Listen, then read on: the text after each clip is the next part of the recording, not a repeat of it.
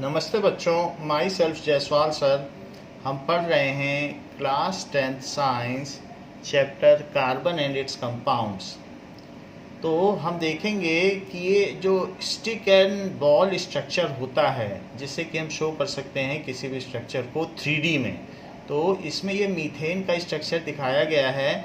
So we can very well see that all the carbon carbon carbon bond angle C के बीच का जो bond angle है वो 109.3 है and all bonds are symmetrical. आप इसको चाहे जैसे भी पलटा के देख लो, they all are at the same angle and symmetrical. तो इस तरीके से मीथेन का ये स्टिक एंड बॉल स्ट्रक्चर है, 3D स्ट्रक्चर, आप इससे परसीव कर सकते हैं। यहाँ पर भी यही बात दिखाई गई है और जो इसका फेस है वो दिखाया गया है किस तरीके से इसमें 4 फेस होंगे और ये टेट्राहीड्रल स्ट्रक्चर होगा। ऐसा बगल वाले फिगर से यहाँ पर दिखाया गया है कि किस तरीके से ये टेट्राहीड्रल होगा, 4 फेस होंगे। You can also see clearly from here these all are carbon compounds. Carbon भी हो सकते हैं, वरना कार्बन टेट्राक्लोराइड, ये सब क्लोरीन हो सकते हैं, क्योंकि ग्रीन कलर का सिंबल क्लोरीन का होता है। तो अगर कार्बन टेट्राक्लोराइड भी है तो भी जो ट्रायंगुलर बेस है उस पर जो 3 ऊपर फेसेस निकलेंगे, तो 3 फेसेस ऊपर और एक नीचे। हीड्रल का मतलब फेस होता है और टेट्रा का मतलब 4, तो इसमें 4 फेसेस होंगे, इसलिए ये टेट्रावैलेंट है, यानी इसकी वैलेंसी 4 है। और जो मीथेन का मॉलिक्यूल है वो टेट्राहीड्रल है, क्योंकि इसमें 4 फेसेस होते हैं। तो टेट्राहीड्रल इसका स्ट्रक्चर है, और कार्बन तो टेट्रावैलेंट है ही है, क्योंकि इसकी वैलेंसी 4 है, और ये 4 कोवैलेंट बॉन्ड बनाता है, जिससे कि इसका ऑक्टेट पूरा हो जाता है। Now this the same we have already seen. Here you can see the methane molecule, in which the hydrogen is symbolized with the sky color molecule and this carbon is black colored molecule, which is again seems to be in 3D structure.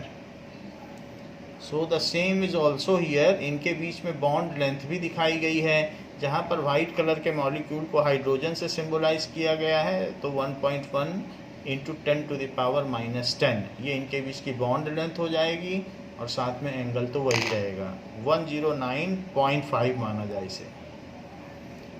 The same is here with ball and stick formula for your better understanding. Now this is the new one, this is ethane. So you can say कि वैसा ही tetrahedral हर carbon molecule है, लेकिन इसमें carbon to carbon भी एक bond है, तो इसलिए इसको कहेंगे डाईहीड्रल। एक टेट्राहीड्रल इधर, एक टेट्राहीड्रल उधर, तो मिल के बना डाईहीड्रल। सो आप देख सकते हैं ईथेन का molecule. I think it is a better perception. यहाँ पर आप देख लीजिए कि 3 इस डायरेक्शन में फेस्ड हैं और 3 उस डायरेक्शन में, और जो ये बीच में रेड कलर का है इसे ब्लैक कलर का होना चाहिए। सो ये ईथेन का मॉलिक्यूल है, C2H6। So this is the 3D structure, ball and stick structure. The same is also depicted here, that how 6 hydrogen atoms and 2 carbon atoms are attached with each other to form dihedral molecule, that is 2 tetrahedrals. This is also same. Now this is ethene. ethene का मतलब क्या होता है, C2H4, और बीच में double bond दिखाया गया है। तो ये प्लेनर स्ट्रक्चर है, ये सब एक प्लेन में, कागज़ पर रख दो तो सारी बॉल कागज़ पे चिपक के रहेंगे, तो इसमें कोई उठी हुई नहीं है, ये बिल्कुल प्लेनर स्ट्रक्चर है, और बीच में डबल बॉन्ड है, ईथीन।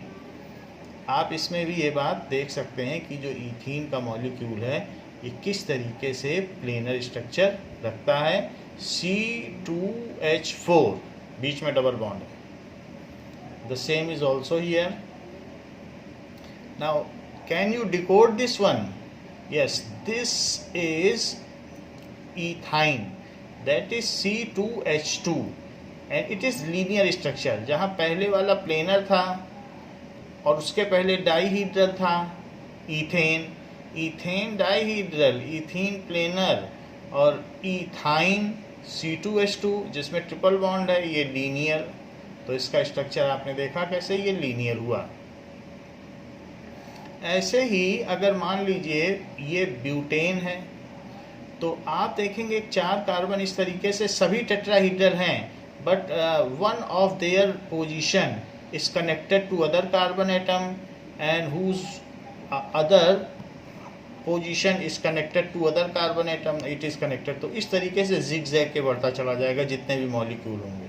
तो ये ब्यूटेन है, यू कैन परसीव कि ऐसे ही लेंथ बढ़ती है क्योंकि आपको हर बॉल ऐसी मिलेगी और उसमें से एक जगह आप कार्बोनेट कर सकते हो, दूसरी बॉल भी ऐसी मिलेगी, सभी टेट्राहीड्रल मिलेंगी। तो जब आप बनाओगे आपको इस तरीके की बॉल्स दी जाएंगी और ये दिया जाएगा लैब में, तो आप इसी तरीके से बना सकते हो। दिस इज पिछला वाला ब्यूटेन था C4H8, C4H10। अब ये देखो C3H8, ये प्रोपेन। तो यहाँ पर भी टेट्राहीड्रल ही फॉलो हो रहा है। तो दिस इज C3H8 प्रोपेन। आप ये देख लीजिए, ये भी प्रोपेन का है। It can give you a better idea. तो प्रोपेन का स्ट्रक्चर है, सभी टेट्राहीड्रल है। So focus that the angle is 109.5 degree between any two molecules, two atoms. This is benzene. Benzene में alternate single and double bond होते हैं और साथ ही साथ हर कार्बन एटम एक हाइड्रोजन से अटैच होता है और इसका फॉर्मूला होता है C6H6। ये डिओड्रेंट के काम आता है, जो हम लोग स्प्रे करते हैं बॉडी स्प्रे, उसी के काम में आता है, परफ्यूमरी के काम में आता है। So this is the planar structure, hexagonal planar structure, aromatic, इसमें खुशबू होती है। अच्छा, इसी चीज़ में जो हमने बॉन्ड एंगल दिखाया था, बॉन्ड हम लोग अपने अंडरस्टैंडिंग के लिए दिखाते हैं। हाउएवर ऐसी कोई स्टिक नहीं होती कि बॉन्ड हो, they are overlapping with each other. तो जहाँ पीछे हमने दिखाया था कि बॉन्ड एंगल, ये बॉन्ड लेंथ करके, तो वैसा कोई बॉन्ड होता नहीं है, बट हम लोग स्टूडेंट्स की अंडरस्टैंडिंग के लिए दिखाते हैं। In reality, these various atoms overlap with each other so that their electrons are shared well. Hence, this is the real 3D structure of benzene. तो इस तरीके से स्ट्रक्चर होगा अगर बेंजीन का देखा जाए। ये अंडरस्टैंडिंग के लिए है और ये रियल है। अब इसी में डबल बॉन्ड भी बीच में होगा, वो हम देख नहीं पाएंगे ना, इलेक्ट्रॉन इतने छोटे। यहाँ डबल होगा, यहाँ सिंगल, यहाँ डबल, यहाँ सिंगल, ऐसे होगा। और ये हाइड्रोजन है। सो C6H6 ये भी उसी तरीके का दिखाया गया है। So this is 3D structure. Again the same is there. तो C6H6 ये तो मीथेन का मॉलिक्यूल है, बट मीथेन के मॉलिक्यूल को भी हम इस तरीके से कंडेंस दिखा सकते हैं, जिसमें कि हाइड्रोजन एटम बीच के कार्बन एटम में ओवरलैप कर रहे हैं और ये CH4 है। रियलिटी में ये ऐसा ही होता है। This is also a real structure. इस तरीके से रियलिटी होती है। नाउ यहाँ पर अगर हम देखें तो इथेन का मॉलिक्यूल, तो उसमें C2H6 है, तो वो भी इसी तरीके से आपस में स्टिक रहते हैं। कोई बॉन्ड लेंथ नहीं होती बीच में, कोई स्टिक नहीं होती है, ऐसे ही होता है। ये भी हम देख लें HCl, तो Cl का साइज देखें, Cl बहुत बड़ा होता है और हाइड्रोजन छोटा। तो हाइड्रोजन क्लोराइड गैस का मॉलिक्यूल ऐसा होता है। वाटर का मॉलिक्यूल इस तरीके से होता है। इनके बीच में एक एंगुलर बॉन्ड एंगल होता है 104 डिग्री का। खैर जो भी हो, बट इस तरीके का ये एंगुलर स्ट्रक्चर है। लीनियर नहीं होता। आप ये ना सोचें कि HOH एक लीनियर स्ट्रक्चर है, वैसा नहीं होता। ये एंगुलर होता है। आप देख लें, सब नीचे एंगुलर एंगुलर बनाया है।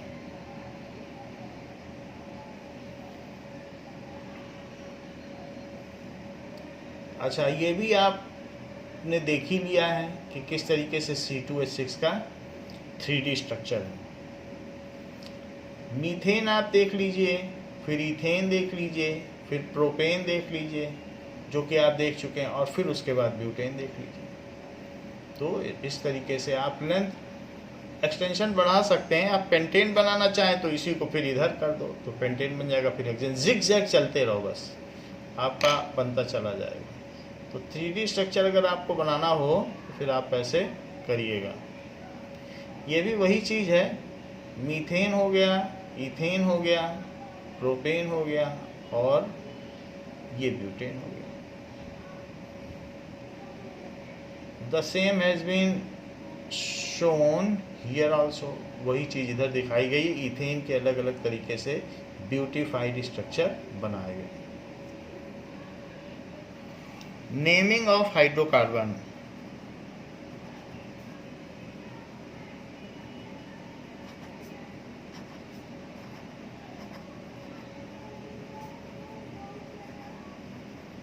हम किस तरीके से नेमिंग करें?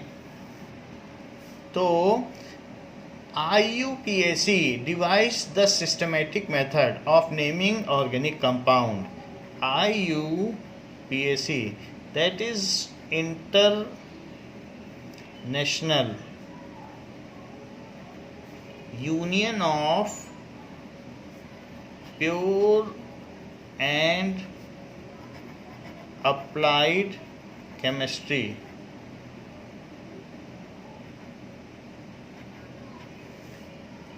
devised the systematic method,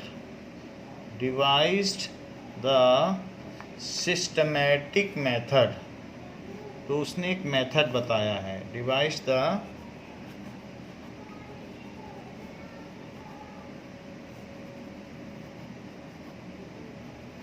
method of naming organic compounds,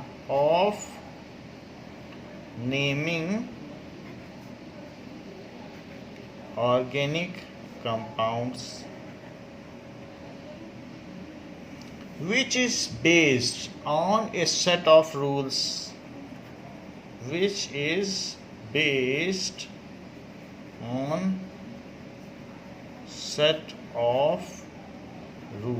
So rules for naming organic compounds, तो वो rules क्या हैं जिससे कि हम नेम कर सकते हैं? Naming organic compounds.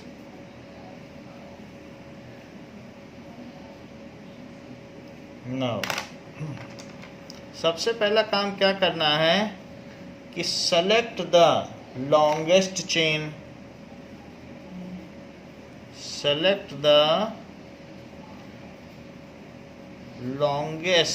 Chain, having maximum number of carbon atom,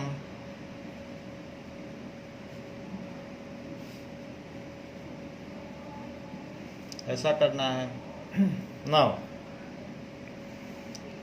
start numbering from that end from where the sum of locants is minimum। ये चीज़ मैं बता रहा हूँ। Start numbering from that and from where the sum of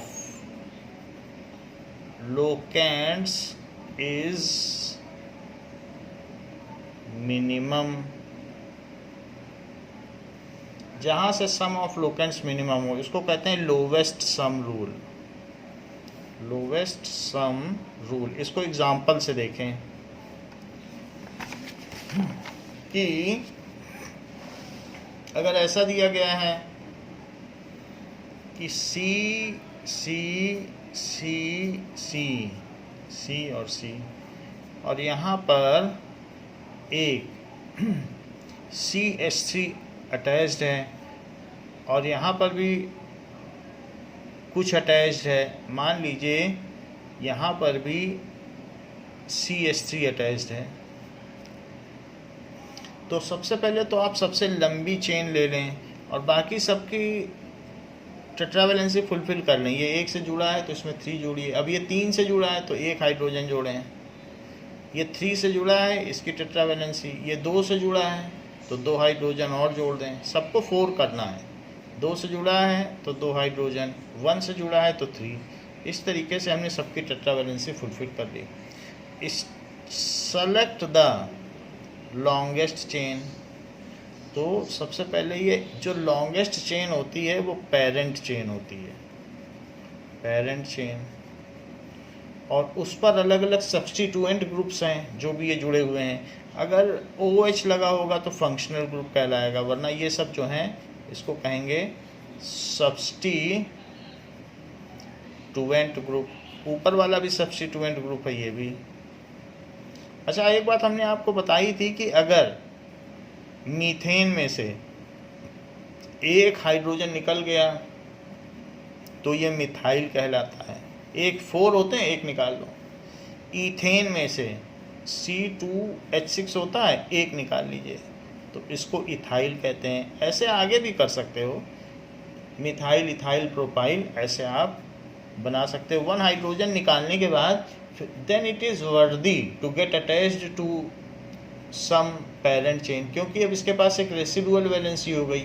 CH4 होता तो वो किसी से न जुड़ता, CH3 है, एक रेसिडुअल वैलेंसी है, तो यहाँ से जुड़ के इसने अपने 4th वैलेंसी पूरी कर ली। अब देखो इस C पे 4 वैलेंसी हो गई, इस C पे 4 वैलेंसी हो गई। तो इस तरीके से ये जो भी चीज़ है एल्काइल, एल्क तो होता है मेथ एथ और आइल साथ में लगा दिया तो ये एल्काइल ग्रुप है, ये सब्स्टिट्यूएंट ग्रुप है। तो सबसे पहले आपने पेरेंट चेन सेलेक्ट कर ली। अब 2 तरफ से आप नंबर कर सकते हो, एक तो इधर से भी कर सकते हो 1 2 3 4 5 6, और दूसरा क्या कर सकते हो, इधर से भी नंबरिंग कर सकते हो 1 2 3 4 5 6। तो आपके जो सब्स्टिट्यूएंट ग्रुप्स हैं वो किस किस लोकेशन पे जुड़े हुए हैं। 2, अगर इसको देखोगे तो 2 और 3 है इसके हिसाब से, ऊपर वाले के हिसाब से, तो 2 + 3। और नीचे इधर से जाओगे तो 4 + 5 है। एक कमरा नंबर 4 पे रुका हुआ है मेहमान, एक 5 पे रुका हुआ है, तो नीचे के हिसाब से जाएंगे तो इसके हिसाब से 4 + 5। तो आप किधर से जाना पसंद करेंगे। मान लो इधर से आपने प्रवेश किया होटल में, होटल में दोनों तरफ से प्रवेश है, यहाँ से जाओगे तो दूसरे और तीसरे कमरे में मेहमान मिल जाएंगे। तो इसको कहते हैं जिस लोकेशन में सब्स्टिट्यूएंट ग्रुप प्रेजेंट रहता है उसको कहते हैं लोकेंट। तो इसका ये लोकेंट है, जिससे हम उसे लोकेट कर सकें तो ये लोकेंट कहलाएगा। तो यहाँ 2 + 3 आ रहा है जो कि 5 है, और यहाँ 4 + 5 आ रहा है जो कि 9 है। तो हम उधर से जाएंगे जहाँ से लोकेशन का सम मिनिमम पड़े, तो हम इसको सेलेक्ट कर लेंगे ये नंबरिंग, और ये नंबरिंग रिजेक्ट कर लेंगे। ये नंबरिंग हम नहीं चाहते, हम इधर से नहीं जाएंगे, यहाँ से तो लंबा पड़ेगा दोनों दोस्तों का घर, तो ये नंबरिंग नहीं। Select the longest chain, start numbering from that end so that the sum of locant. तो एक लोकेंट 2 है जिस पे CH3 है, मिथाइल है, और दूसरा लोकेंट 3 है। रेड वाला देखो सिर्फ, अब ये तो कट कर दिया, देखो हमने कट कर दिया, तो दूसरा लोकेंट 3 है, तो 2 + 3 मिनिमम है, तो लोवेस्ट सम रूल फॉलो किया, इसको लिया, इसको नहीं लिया। So start numbering from that and, ये तो बात हमने लिख दी। नाउ इसके बाद आप क्या करेंगे, so right substituent. Third rule क्या है, राइट सब्स्टिट्यूएंट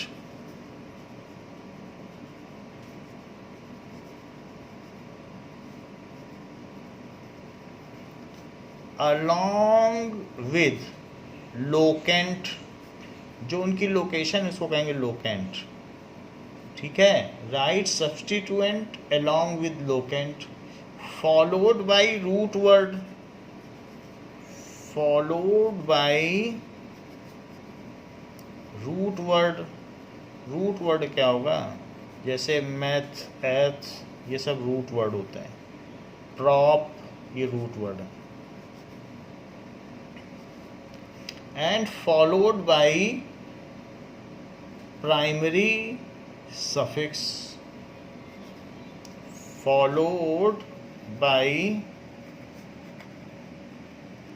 प्राइमरी सफिक्स, ऐसा है। तो अब हमें लोकेंट के साथ लिखना है, तो एक और रूल लिख लें फिर आपको समझाएं।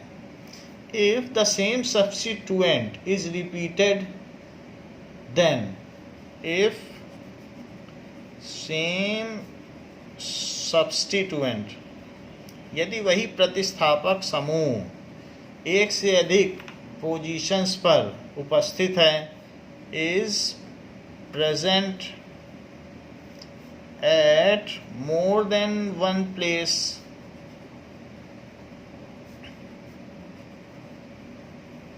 Then use di, tri, tetra, penta for it. Use di, tri, tetra for it. Also mention all the locants. Also mention all the locants. पांचवा रूल क्या है? Use comma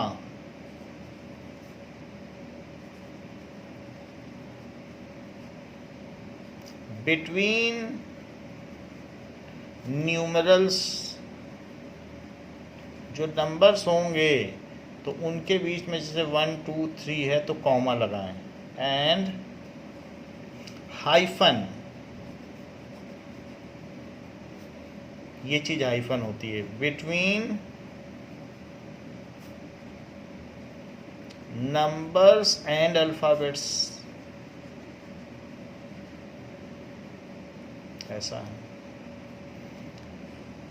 first letter of the IUPAC name, जो first word होगा या first alphabet, उसका कोई letter होगा।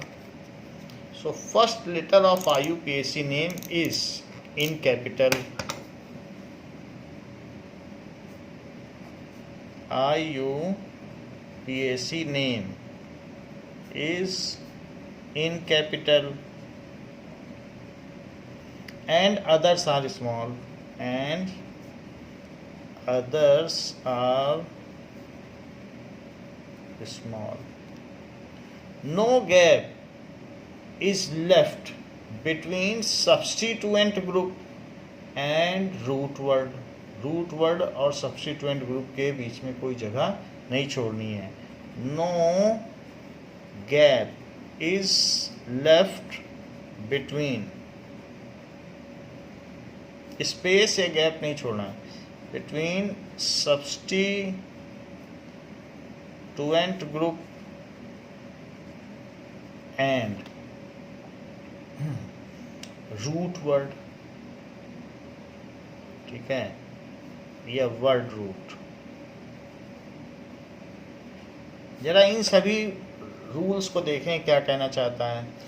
Right substituent along with locant, कह रहा है सब्स्टिट्यूएंट को लोकेंट के साथ लिखो। तो कौन कौन से सब्स्टिट्यूएंट हैं? मिथाइल मिथाइल है और उसकी लोकेशंस क्या हैं? 2 और 3।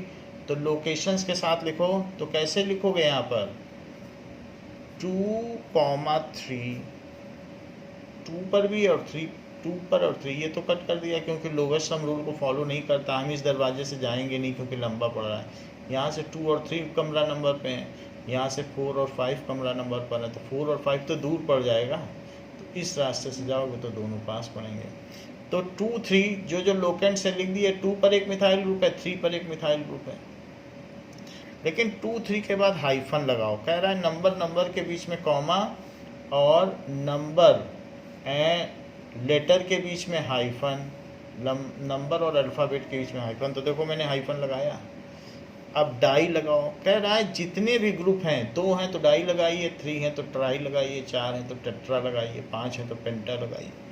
तो डाई क्या है? यहाँ देखो मिथाइल, 2 मिथाइल हैं क्योंकि CH4 में से एक हाइड्रोजन निकल गया तो वो मिथाइल बन गया और वो अब किसी में जोड़ने के काबिल हो गया। तो डाई मिथाइल। तो सबसे पहले हमने यहाँ पर प्रीफिक्स लिखा जो कि सेकेंडरी प्रीफिक्स है। प्राइमरी प्रीफिक्स साइक्लो है, तो साइक्लो की तो यहाँ जरूरत नहीं है क्योंकि साइक्लिक है ही नहीं। अब इसके बाद रूट वर्ड लिखेंगे। कितने की चेन है? 1 2 3 4 5 6। तो इसलिए इसको लिखेंगे हेक्स, रूट वर्ड हो गया। सेकेंडरी प्रीफिक्स हो गया। डाई इसलिए लगाया क्योंकि 2 हैं और चूंकि सभी के बीच में सिंगल बॉन्ड है तो हेक्सेन हो गया। तो 2, 3 di methyl hexane. Right substituent group along with locant. हमने सब्स्टिट्यूएंट जो भी ग्रुप्स थे मिथाइल को उनके लोकेंट के साथ लिखा है। फॉलोड बाय रूट वर्ड, फिर रूट वर्ड लिखा। Followed by primary suffix NE9 वो लगा दिया। If some substituent is present at more than one places, अगर किसी का रिपीटिशन हो रहा है तो यूज डाई टाई टेट्रा करो, तो हमने किया है, 2 बार है तो डाई किया है। Also mention all the locants, सभी लोकेंट्स को मेंशन करो, वो भी हमने किया है, देखो लिखा है also mention all the locants. Use comma between numerals, तो हमने किया है।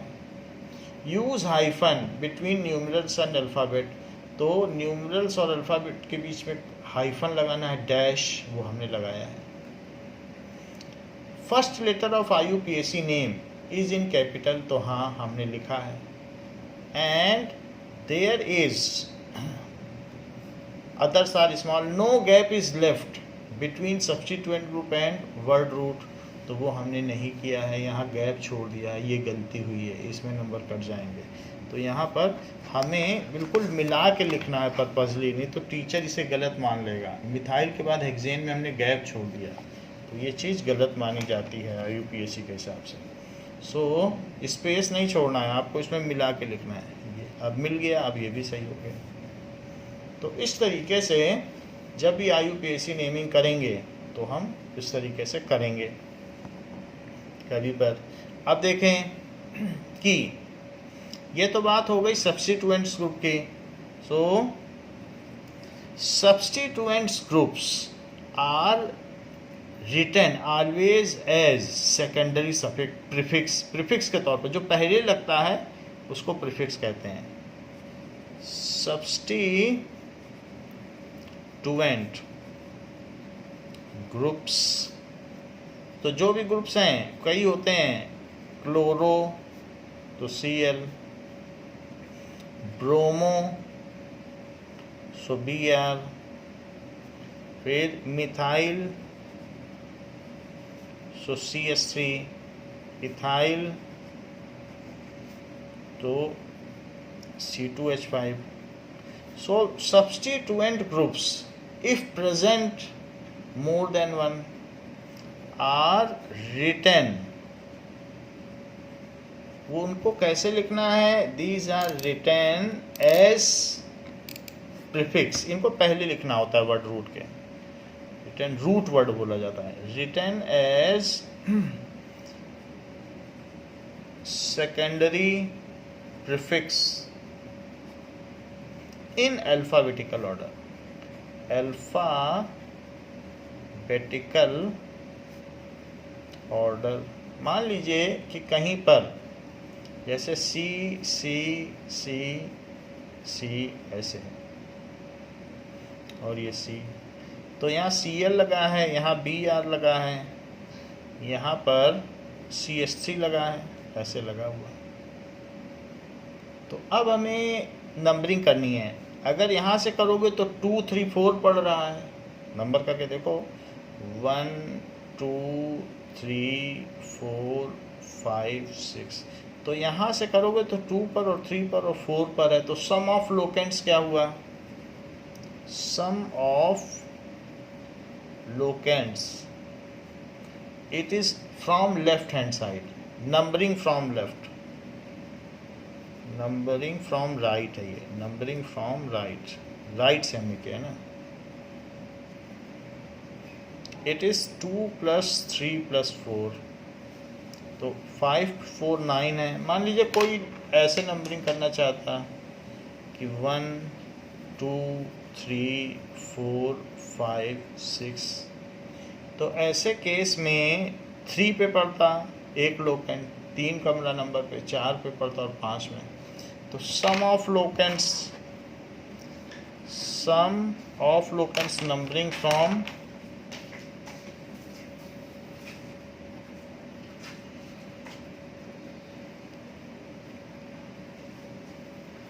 नंबरिंग फ्रॉम लेफ्ट, अगर लेफ्ट से करते तो क्या होता, दैट इज 3 + 4 + 5, 3 + 4 + 5, क्योंकि 3 पर पहला है, दूसरा 4 पर है, हम इस तरफ से नंबरिंग करते लेफ्ट से, तो 7 + 5 12, तो ये सेलेक्ट किया as per lowest sum rule, using lowest sum rule, lowest sum rule, तो इसे लिया और इसे नहीं लिया क्योंकि ये वायलेशन कर रहा है लोवेस्ट सम रूल का, तो हमने इसको नहीं लिया। तो जो चीज़ लोवेस्ट सम रूल का वायलेशन करेगी उसको हटा दिया जाएगा। तो अब हम ऊपर वाली चीज़ हटा देते हैं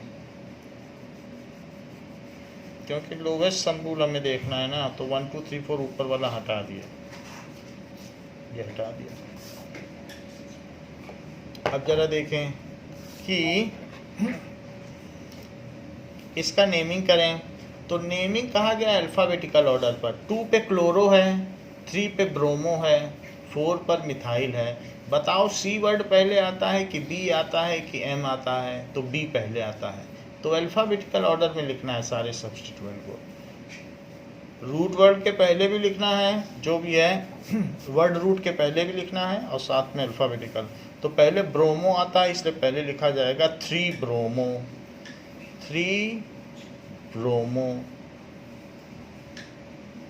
तो नंबर और लेटर के बीच में हाइफन होगा। फिर अगला नंबर लिखो 2, 2 पे क्लोरो क्योंकि बी के बाद सी आता है, और फिर हाइफन। नंबर और लेटर के बीच में आपको हाइफन लगाना ही पड़ेगा। फिर उसके बाद 4 मिथाइल। पर्पजली अगर आपको लग रहा है कि सी बड़ा लिखा है तो छोटा कर दो, दिखा दो कि हम छोटा ही लिख रहे हैं, सिर्फ बी बड़ा होगा। सो मिथाइल। अब इसके बाद सब कनेक्टेड होगा। ये कितने की चेन है?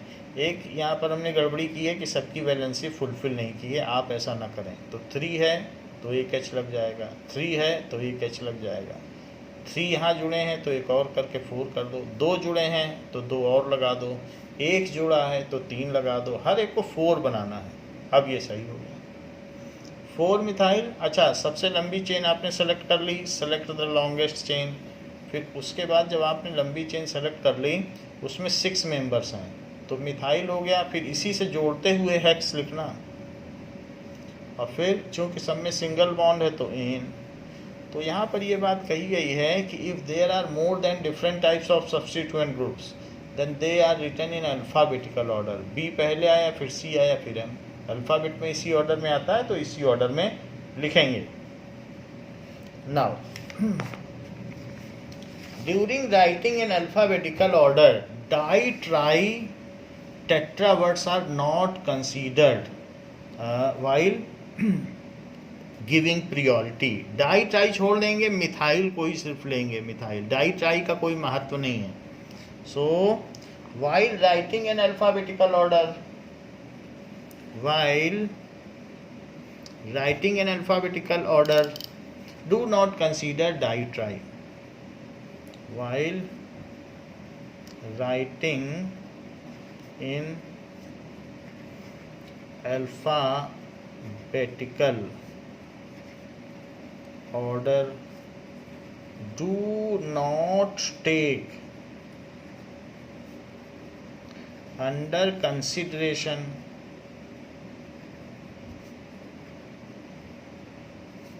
Die tri tetra. उनको कंसिडरेशन में नहीं लेना है। जैसे कि अगर ऐसा हो कुछ,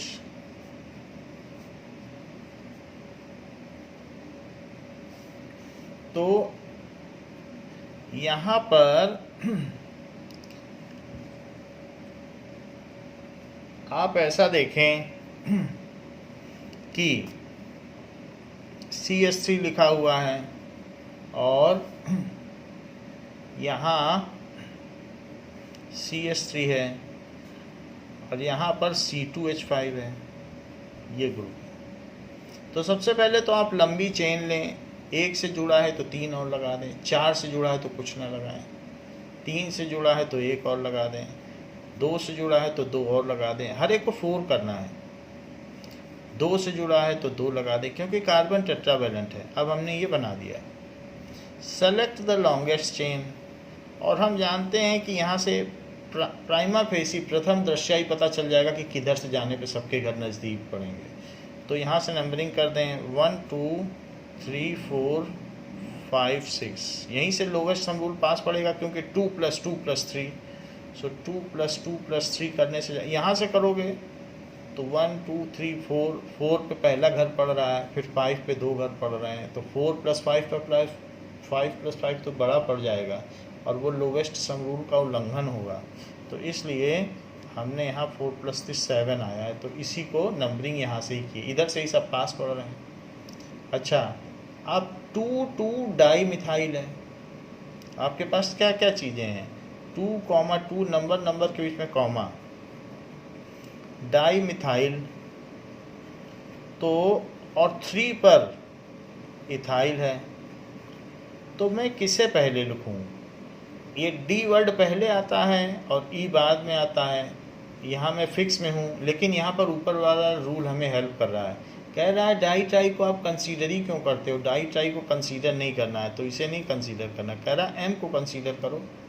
एम और ई में देखो डाई ट्राई का कोई थोड़ी महत्व है, महत्व तो ग्रुप का है, तो इसलिए वो बताता है कि इथाइल को पहले लिखो, मिथाइल को बाद में, डाई ट्राई को कंसीडर करने की ज़रूरत नहीं है।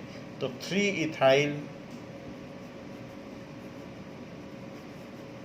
और फिर ये 2 अब सब छोटे हो जाएंगे, डाई मिथाइल, अगर 2 हैं तो दोनों के कमरा नंबर लिखना है, और फिर हेक्स 1 2 3 4 5 है हेक्स, उसी से मिला के, और फिर एन, तो ये चीज़ होगी।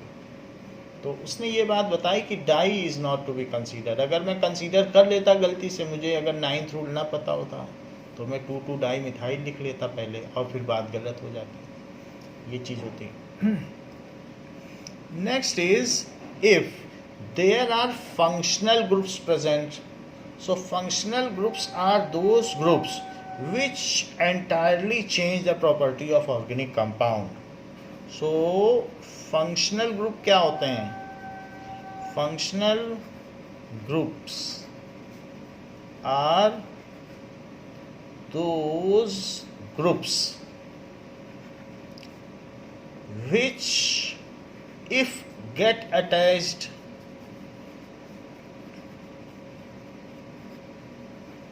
to organic compound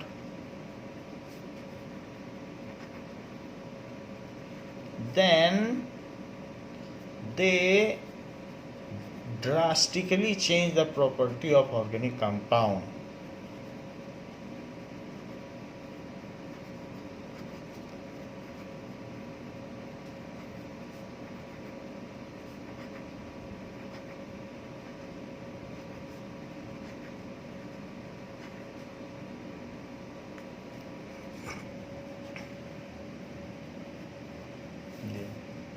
तो वो ड्रास्टिकली चेंज कर देते हैं ऑर्गेनिक कंपाउंड की प्रॉपर्टी को। तो फंक्शनल ग्रुप्स ऐसे ग्रुप्स हैं जैसे कि एग्जाम्पल के तौर पर अल्कोहल, अल्कोहल OH ग्रुप है, लेकिन ये जो फंक्शनल ग्रुप हैं इनकी प्रायोरिटी ज़्यादा है, तो इसलिए इनको सफिक्स में स्थान दिया है, यानी जो वर्ड रूट है उसके बाद लिखे जाएंगे, तो इसलिए इनको हमेशा सेकेंडरी सफिक्स बोला जाएगा, तो इसको ऑल बोला जाएगा। वैसे एक ग्रुप अल्कोहल है लेकिन इसको सेकेंडरी सफिक्स में स्थान दिया जाएगा ऑल। ये प्रीफिक्स नहीं है, ये इन्फीरियर नहीं है सब्स्टिट्यूएंट्स की तरह, इथाइल मिथाइल की तरह, ये सब सब्स्टिट्यूएंट ग्रुप थे। ये प्रतिस्थापक समूह थे, ये क्रियात्मक समूह हैं, क्रियाशील हैं, तो इसलिए इन्होंने सिर्फ सब्स्टिट्यूट किया था तो सब्स्टिट्यूएंट ग्रुप थे, जबकि ये क्रियाशील हैं, वेरी रिएक्टिव हैं, तो इसलिए ऐसा कर दिया। ये कहीं जुड़ जाए तो ऐसे लगा देना है। इसी तरीके से अल्कोहल हो गया। नाउ कार्बोक्सिलिक एसिड,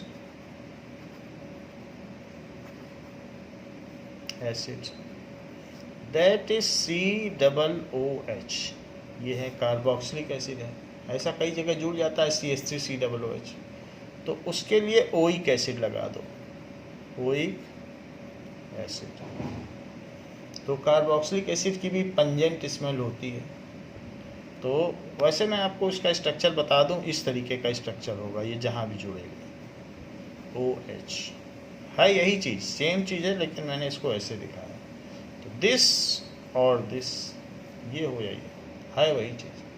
तो ये लगा है, तो ऐसे आप कंडेंस लिख सकते हो, वरना कार्बन का 4 वैलेंसी ये, अब एक इसकी रेसिडुअल वैलेंसी जाके कहीं जुड़ जाए। इसी तरह से OH है तो O एक तरफ H से जुड़ा है, एक तरफ O से, आप चाहें तो इसे ऐसे भी लिख सकते हैं O और H, फिर भी एक तो रेसिडुअल वैलेंसी है, अब जुड़ जाए जहाँ जुड़ना है। तो हमने देखा एल्कोहल हो गया, कार्बोक्सिलिक एसिड हो गया। तो कार्बोक्सिलिक एसिड जैसे एल्कोहल है तो सेकेंडरी सफिक्स, कार्बोक्सिलिक एसिड है तो वो भी सेकेंडरी सफिक्स है। ये है। ऐसे ही एक फंक्शनल ग्रुप है एल्डिहाइड, जिसमें पंजेंट स्मेल होती है, बदबूदार होता है। सो एल्डिहाइड, अच्छा उसका फार्मूला होता है इस तरीके से CHO, दैट इज को सिंपली लिखा जाएगा तो CHO। तो ये जहाँ पे भी होगा तो वहाँ पर इसमें ऑल लगा था, इसमें ओइक एसिड लगा था, इसमें एल्डिहाइड है, तब सेकेंडरी सफिक्स क्या लगेगा, तो सेकेंडरी सफिक्स इसमें लग जाएगा अल लग जाएगा। तो अल और ऑल में फर्क समझना, जहाँ CHO हो वहाँ अल लगा देना, ऐसा। एक होता है ketone, that is ketone group होता है। कीटोन क्या है, कीटोन में C है, ये तो डबल बॉन्ड से जुड़ा हो, तो ये भी डबल बॉन्ड से जुड़ा है, ये भी डबल बॉन्ड से जुड़ा है, तो ये भी डबल बॉन्ड O से जुड़ा है, तो ये डबल बॉन्ड से जुड़ा हो और बाकी दोनों तरफ कोई एल्काइल ग्रुप लगाओ, दोनों तरफ यहाँ भी एल्काइल लग जाए, यहाँ भी एल्काइल लग जाए। एल्काइल का मतलब आप समझते हैं, एल्काइल होता है CH3 C2H5, एल्काइल आपको बताया जा चुका है। अगर आप एल्केन में से एक हाइड्रोजन निकाल दें तो एल्काइल ग्रुप होता है, तो ऐसा होता है। अच्छा एल्डिहाइड में यहाँ क्या जुड़ सकता है, यहाँ एल्काइल ग्रुप जुड़ सकता है, जो रेसिडुअल वैलेंसी है। दो सुविधाएं दी गई हैं, या तो H भी जुड़ सकता है या एल्काइल ग्रुप भी जुड़ सकता है। H भी जुड़ सकता है, HCHO, एल्काइल क्या होगा CH3CHO, और क्या होगा C2H5CHO। यहाँ भी दो सुविधाएं हैं, चाहे तो H जुड़ जाए यहाँ पे, तो ये दोनों सेम ही हैं, H भी जुड़ सकता है और एल्काइल भी जुड़ सकता है। एल्काइल ग्रुप क्या होता है, एल्काइल ग्रुप का फार्मूला जो होता है वो CN और H2N+1, एक हाइड्रोजन जब हट जाता है एल्केन में से तो एल्काइल कहते हैं। जैसे कि मिथाइल तो CH3, इथाइल तो ये तो मिथाइल हो गया, इथाइल होगा तो C2H5। प्रोपाइल करना चाहते हो तो प्रोपाइल भी कर लो, C3H7। तो ये बात समझ में आ गई आपको। तो यहाँ इन सब चीज़ों में ये सुविधाएं हैं। यहाँ पे तो एल्काइल ही जुड़ेगा, अब एल्कोहल है तो इसके आसपास यहाँ क्या जुड़ जाएगा, एल्काइल जुड़ जाएगा। जो भी हो, OH होगा तो ऑल लगेगा, COOH होगा तो ओइक एसिड, हमें यही जानना है। और ये अगर होगा CHO तो अल लग जाएगा। और मान लीजिए कीटोन है जिसमें CO है, बाकी दोनों तरफ एल्काइल ग्रुप है। एल्काइल ग्रुप का सिंबल R होता है, एल्काइल को R कहते हैं, तो R ये कहीं जुड़ जाए, ये सबको R बोलेंगे। तो जो भी है कीटोन है तो ओन लग जाएगा, इसका सेकेंडरी सफिक्स क्या है, ये लग जाए। So these are having pleasant smell. ये फंक्शनल ग्रुप हमने आपको बताए, ये जितने भी ग्रुप हमने बताए ये सब क्या हैं, फंक्शनल ग्रुप। फंक्शनल ग्रुप, एक अल्कोहल, एक कार्बोक्सिलिक एसिड, एक एल्डिहाइड और एक कीटोन। सो एल्कोहल्स जो भी होते हैं उनकी कैरेक्टरिस्टिक स्मेल होती है। Alcohols are having characteristic smell, ना वो प्लेजेंट होती है ना वो पंजेंट होती है। Stick smell. These contains hydroxy group. These contains hydroxy है, OH ग्रुप को हाइड्रोक्सी कहते हैं, hydroxy group. And in IUPAC system their secondary suffix is called all, and in IUPAC system, ठीक है, the secondary suffix used for them is all, उसमें all का use किया जाए। तो इस तरीके से अब जरा हम देखें,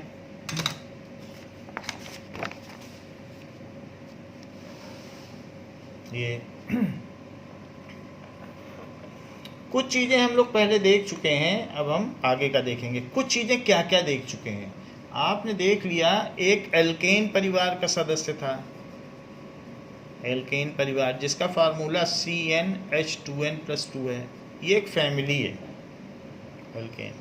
दूसरा आपने देखा एल्कीन परिवार का सदस्य था CnH2n।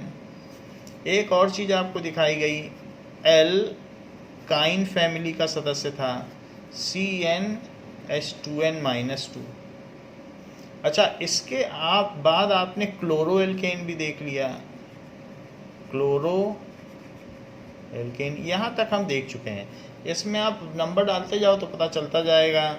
जैसे कि अगर आप यहाँ रखोगे 1 डालोगे तो C1 डालो तो CH4, तो ये मीथेन हो जाता था। फिर अगर 2 डालो तो C2H6, ये ईथेन हो जाता था। 3 डाल दीजिए तो C3H8, ये प्रोपेन हो जाता था। और 4 डाल दीजिए, 4 डालो इसमें C4, और 4 2 जाए 8+2, 8+2 10 होता है, तो ये ब्यूट हो जाता था। एन तो इसलिए लगाया क्योंकि सिंगल बॉन्ड है। 5 डाल दीजिए तो 5 2 जा 10 और +2 12, तो दिस इज पेंटेन। तो ये पहला परिवार है। जितने भी 50 लाख कार्बन कंपाउंड हैं तो ये पहला परिवार है। जैसे कुछ लोग होते हैं ब्राह्मण क्षत्रिय अलग अलग होते हैं, तो उसी तरीके से पहला परिवार है। ये कुशवाहा हो गया, कोई फैमिली हो गई, कोई श्रीवास्तव हो गया, कोई सक्सेना हो गया, कोई राय हो गया, ऐसे अलग अलग परिवार। दूसरा परिवार होमोलोगस सीरीज का, जितने भी कंपाउंड्स हैं तो उनके कुछ फैमिली हैं, कुल 8 फैमिली हैं। तो हम बस 8 फैमिली जान लें, पूरी केमिस्ट्री ऑर्गेनिक्स जान जाएंगे, फिर 50 लाख कंपाउंड जान जाएंगे। एल्कीन देखिए, इसमें डबल बॉन्ड होते हैं, तो एल्कीन में इसमें कोई भी फंक्शनल ग्रुप नहीं होता क्योंकि सब सिंगल बॉन्ड है, इवन ये रिएक्टिव भी नहीं है, तो इसलिए इन सब में no functional group, no functional group, इन्हें पैराफिन कहते हैं। अच्छा, ये तो इसमें क्या होता है, फंक्शनल ग्रुप होता है डबल बॉन्ड, इन का मतलब डबल बॉन्ड। तो इसलिए जब डबल बॉन्ड बनाना है तो 2 कार्बन तो चाहिए, तो C2H4, 2 कार्बन होंगे तभी डबल बॉन्ड होगा, तो इसलिए ईथीन। फिर C3H6, उसका डबल करते जाओ, बहुत आसान है, तो प्रोपीन लगाना पड़ता है डबल बॉन्ड के लिए। फिर C4H8, तो इसमें क्या होगा, ब्यूटीन। फिर C5H10, डबल करते जाओ, ये इसका जनरल फार्मूला है। तो पेंटीन, जिसका शैम्पू लगाया जाता है, पेंटीन। अच्छा, ये सभी आपके सदस्य हो गए। इसमें फंक्शनल ग्रुप है, तो इसका फंक्शनल ग्रुप क्या है, double bond, functional group is double bond, और उसके लिए आप यूज़ क्या करते हो, एंड सफिक्स यूज़ किया जाता है, इन इसका सफिक्स है, लेकिन ये प्राइमरी सफिक्स है। So this is primary suffix. हम लोगों ने आपको चार्ट में भी ये बात दिखा दी थी कि जो भी चीज़ हैं उनके अपने अपने सफिक्स हैं, जैसे कि यहाँ पर वर्ड रूट, तो वर्ड रूट में क्या आया था, मैथ, एथ, प्रॉप, ब्यूट, पेंट, हेग्स, हेप्ट, ये सारे आ गए थे। फिर ऑक्ट, फिर नोन, डेक, ये नंबर हैं ग्रीक में, 1 2 3 4 5 6 7 8 9 10।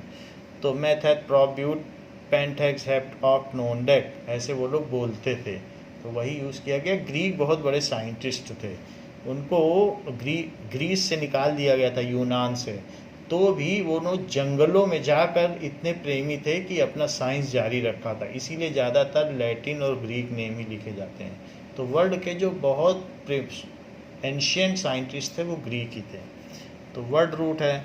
फिर इसके बाद इसमें सफिक्स लगेगा, सो प्राइमरी सफिक्स में एन लग सकता है, इन लग सकता है, आइन लग सकता है। तो एन में सिंगल बॉन्ड होता है, इसमें डबल बॉन्ड होता है और इसमें ट्रिपल बॉन्ड होता है। तो यही बात कही गई है कि इसका फंक्शनल ग्रुप डबल बॉन्ड है and the primary suffix is in, primary suffix है ये, एंड जो प्राइमरी सफिक्स और एसेक्स भी लिखते हैं, इज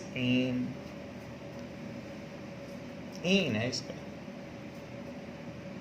अब देख लो, इसके अलावा सेकेंडरी सफिक्स जो बहुत फंक्शनल ग्रुप होते हैं, जैसे हाइड्रोक्सी ग्रुप, एल्कोहल, उसके लिए ऑल लग जाएगा, तो वहाँ पे ऑल लगा देना। लेकिन जब ऑल लगाओगे तो ये ई हट जाएगा, लास्ट वाला वॉवेल ऑल लग जाएगा, तो ये होता है OH के लिए, और इस ग्रुप का नाम है एल्कोहल। ऐसे ही अल लगता है CHO ग्रुप के लिए, जो कहलाता है एल्डी हाइड। ऐसे ही ओइक एसिड लगता है, जो कि COOH के लिए लगता है, और इस ग्रुप का नाम है कार्बोक्सिलिक एसिड, कार्बोक्सिलिक एसिड। तो ओइक एसिड इसके लिए लगेगा। ओन लगेगा तो वो ऐसा C जो डबल बॉन्ड से तो जुड़ा हो लेकिन दो तरफ एल्काइल ग्रुप से जुड़ा हो, हमने बताया था R लगता है एल्काइल ग्रुप में, तो ये कीटोन के लिए होगा। तो ये 4 फंक्शनल ग्रुप हैं जिनमें ये लगेगा सेकेंडरी सफिक्स। ऐसे भी कुछ हैं जो इंफीरियर ग्रुप हैं, जो सब्स्टिट्यूएंट हैं और इनकी तरह स्थान नहीं ले पाए, प्रमुखता नहीं दी गई। तो कुछ प्रीफिक्स हैं, एक है प्राइमरी प्रीफिक्स, जैसे कहीं पर साइक्लिक कंपाउंड है तो साइक्लो लगा दो, और एक है प्राइमरी सफिक्स, कहीं पर अगर मान लीजिए क्लोरो है तो C, क्लोरो किसके लिए होता है, Cl हो तो क्लोरो लगा दो। ब्रोमो Br हो तो ब्रोमो लगा दीजिए। फ्लोरो अगर F हो तो फ्लोरो लगा दीजिए। आयोडो, आयोडीन हो तो आयोडो लगा दीजिए। इसी तरीके से मिथाइल, तो अगर CH3 कहीं जुड़ा हो तो मिथाइल लगा दीजिए। इथाइल तो C2H5 अगर अटैच हो तो इथाइल लगा दीजिए। तो ये हमारा फ्रेम है, इसी के बेसिस पर IUPAC ने कहा है कि इसी क्रम में लिखना है। हाँ, आप ये बोलेंगे कि इसे कार्बोक्सिलिक एसिड क्यों कहा गया है, ये आपके मन में प्रश्न है। तो इसे इसलिए कहा गया है क्योंकि ये ग्रुप जो होता है इस तरीके से, इसको कहते हैं कार्बोनिल। कार्बोनिल है ये, इस ग्रुप को कहते हैं कार्बोनिल, इसमें C पे 2 O रहते हैं। और अगर इसमें एक तरफ OH लग गया तो इस ग्रुप को क्या कहते हैं, हाइड्रोक्सी। तो यहाँ से कार्ब उठाओ और यहाँ से हाइड्रोक्सी, सो कार्बोक्सिलिक एसिड, हाइड्रोक्सी भी ना उठाओ, सिर्फ ऑक्सी, तो कार्बोक्सिलिक एसिड, इन दोनों को मिला दो तो ये कार्बोक्सिलिक एसिड। एसिड तो है क्योंकि इसमें से H, ये वाला H निकल जाता है। हाँ, ये जो ऑक्सीजन है ये इससे ले लेता है इलेक्ट्रॉन, इसको जाने देता है H+ बन के, इसलिए एक वीक एसिड। अच्छा, यहाँ पे H भी लग सकता है और R भी लग सकता है। जहाँ R के बारे में हमने आपको जानकारी दी, R को एल्काइल कहते हैं। जो CH3 है, जो C2H5 है, ये सब R कहलाते हैं, एल्काइल। और C3H7 है तो मिथाइल, इथाइल प्रोपाइल। खैर, ये सारी बातें आपको पहले बताई जा चुकी हैं। तो यही कार्बोनिल ग्रुप है और उसमें OH लग गया तो हाइड्रोक्सी हो गया, तो कार्बोक्सिलिक एसिड हो गया। ये ग्रुप सभी में प्रेजेंट है। अगर आप CHO में भी देखें तो भी ये प्रेजेंट है। एल्डिहाइड ग्रुप में कोई पूछे व्हाट इज एल्डिहाइड, तो आप कह सकते हैं if carbonyl acid on one side is attached to hydroxy and on other side with hydrogen और alkyl group, then it is carboxylic acid.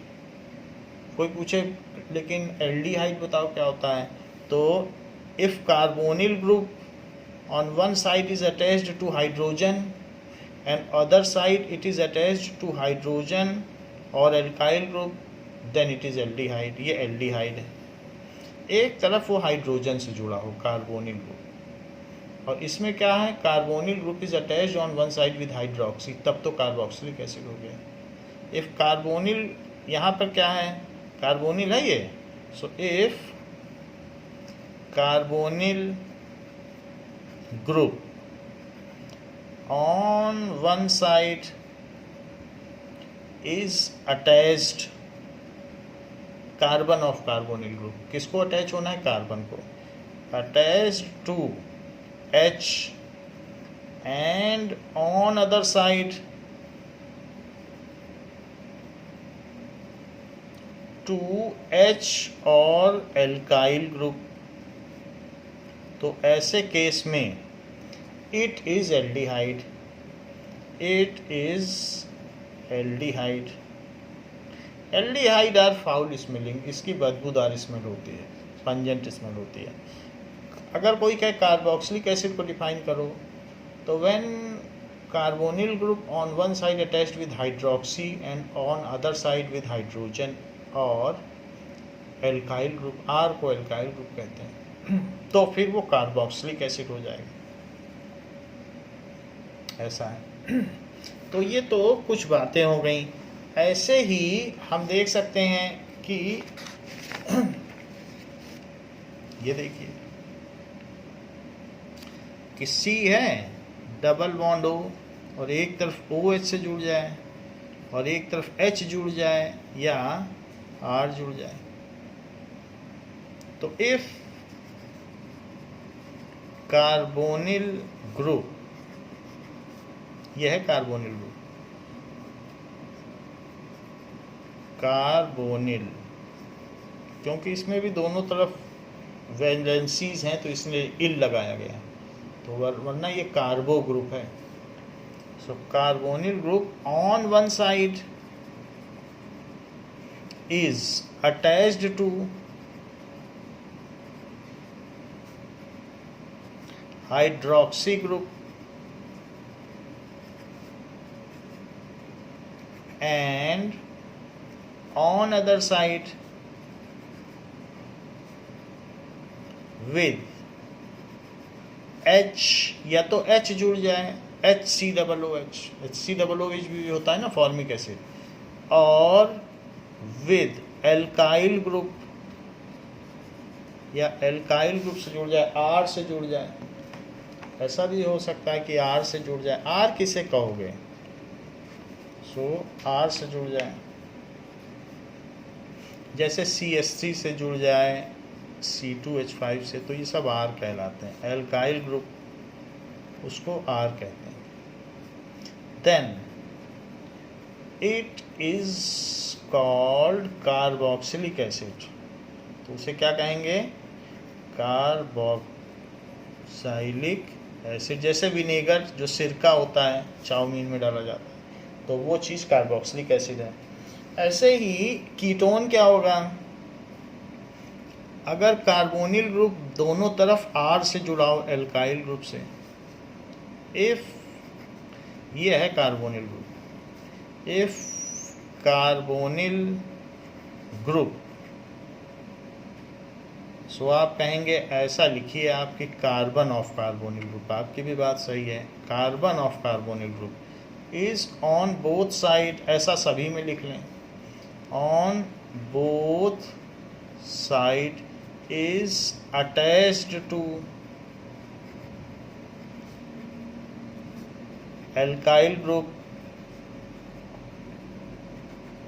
Alkyl group से जुड़े, जैसे CH3 से जुड़ जाए, C2H5 से जुड़ जाए, then it is called ketonic group. Ketone तो कीटोन हो जाता है, तो ये चीज़ हो जाती है। अब जरा देखें कि ये कीटोनिक ग्रुप है, आप इससे परिचित हैं। मान लीजिए CH3, फिर C डबल बॉन्ड O और CH3, ये नेल पॉलिश रिमूवर है जिसे आप एसीटोन भी कहते हैं। तो इसका पहले हमने स्ट्रक्चर भी दिखा दिया आपको कि एसीटोन क्या होता है। तो एसीटोन, वरना प्रोपेनोन है, तो एसीटोन है। प्रोप इसलिए क्योंकि 3 है, एन इसलिए कि सिंगल बॉन्ड है, ओन क्या है? इसका सेकेंडरी सफिक्स। सो प्रॉप, एन, ओन। प्रॉप क्यों? क्योंकि 3 है। एन क्यों? इसलिए क्योंकि इसमें सिंगल बॉन्ड है। उसका ई हटा दिया है, 2 वावेल एक साथ नहीं हो सकते। और ओन क्या है? ये सेकेंडरी सफिक्स है, सेकेंडरी सफिक्स। ये क्या है? एन। प्राइमरी सफिक्स, ये रूट वर्ड है, वर्ड रूट, इस तरीके से है। एसीटोन या नेल पॉलिश रिमूवर के बारे में आप जानते हैं। ये वाइटनर फ्लूइड भी है, नेल, इसकी स्मेल ठीक होती है। तो acetones are pleasant smelling, polish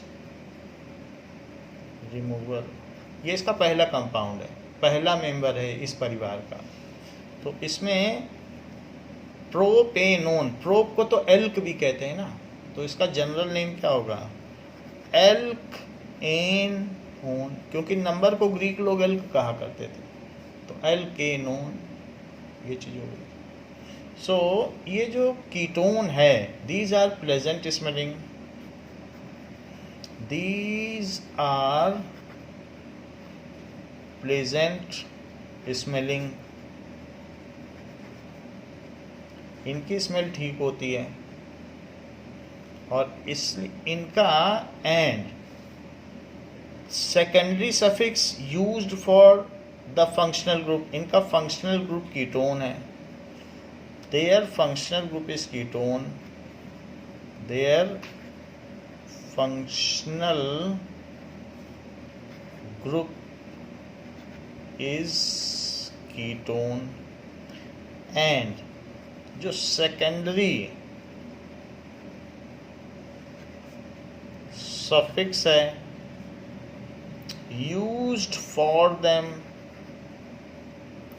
is one, इसके लिए ओन का इस्तेमाल किया जाता है। जबकि जो कार्बोक्सिलिक एसिड है हाइड्रोक्सी ग्रुप के साथ, उसमें secondary suffix used is oic acid, तो इसलिए जहाँ COOH है, अगर पूरा देखो कार्बोनिल के साथ हाइड्रोक्सी अटैच है, इसको क्या कहते हो, 9th में भी आपने देखा है, हाइड्रोक्सी। हाइड्रोजन और ऑक्सीजन है तभी तो हाइड्रोक्सी बोल रहे हैं। तो इसलिए इसको तो ये COOH हो गया, COOH। अगर कंडेंस लिखेंगे तो ऐसे। तो सेकेंडरी सफिक्स इसके लिए क्या है, इज ओइक एसिड। और फंक्शनल ग्रुप क्या है, फंक्शनल ग्रुप कार्बोक्सिलिक एसिड।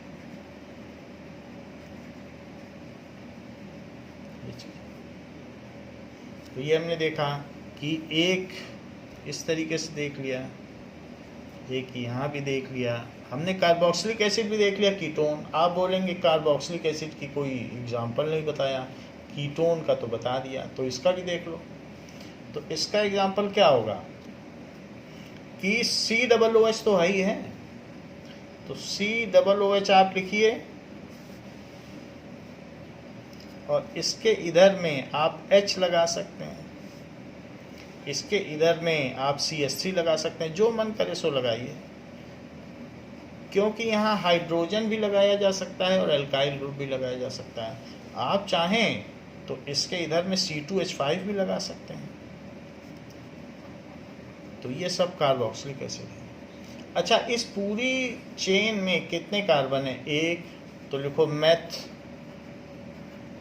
अब C है तो किसी के साथ तो इसका कोई और बॉन्ड नहीं है, वास्तव में इसका फार्मूला इस तरीके से है, स्ट्रक्चर ऐसे है, ये। तो इसलिए एन लगाएंगे क्योंकि दूसरा कार्बन है ही नहीं, तो मेथ एन। अच्छा, ओइक एसिड हमने बताया था आपको, जब कार्बोक्सिलिक एसिड होते हैं तो उसमें क्या लगाया जाता है, ओइक एसिड। किसमें ओइक एसिड लगाया जाता है, COOH जहाँ। ये देख लो, कार्बन है और ये दूसरा कार्बन है और OH, तो इस कार्बन पे H, इस कार्बन पे H, इस कार्बन पे H, तो एथ एन। एन इसलिए कि CC पे सिंगल बॉन्ड है, ये प्राइमरी सफिक्स है। और इसके बाद ओइक एसिड, इसका भी कार्बन काउंट कर रहे हैं, दोनों कार्बन यहाँ काउंट हो रहे हैं, और स्ट्रक्चर तो आप देख ही रहे हैं, सब लीनियर है। यहाँ देख लो, तो C डबल बॉन्ड OH, यहाँ हाइड्रोजन, यहाँ हाइड्रोजन, बाकी वैलेंसी आप पूरी कर लो। सबसे लंबी चेन ले लो, प्रोप है, यही चीज़ दिखाई गई है। तो प्रोप, फिर एन, क्योंकि इनके बीच सिंगल बॉन्ड है। अब COOH को तो ओइक एसिड कहते हैं, तो ओइक एसिड। तो इस तरीके से मैंने आपको जो बताया, कार्बोक्सिलिक एसिड के भी उदाहरण बता दिए, कार्बोक्सिलिक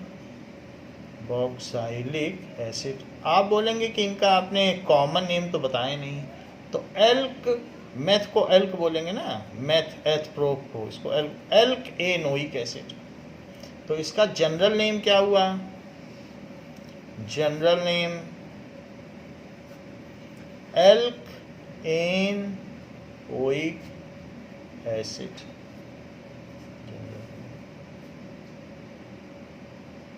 इसका जो कीटोन था, कीटोन ये था, तो कीटोन का जनरल नेम क्या था, प्रोपेनोन था, तो एल्क एनोन। कीटोन को एल्केनोन बोलना, इसको बोलेंगे एल्क एनोइक एसिड, जनरल नेम। इसी तरीके से अल्कोहल देख लो। सो अल्कोहल में क्या है, इट्स फंक्शनल ग्रुप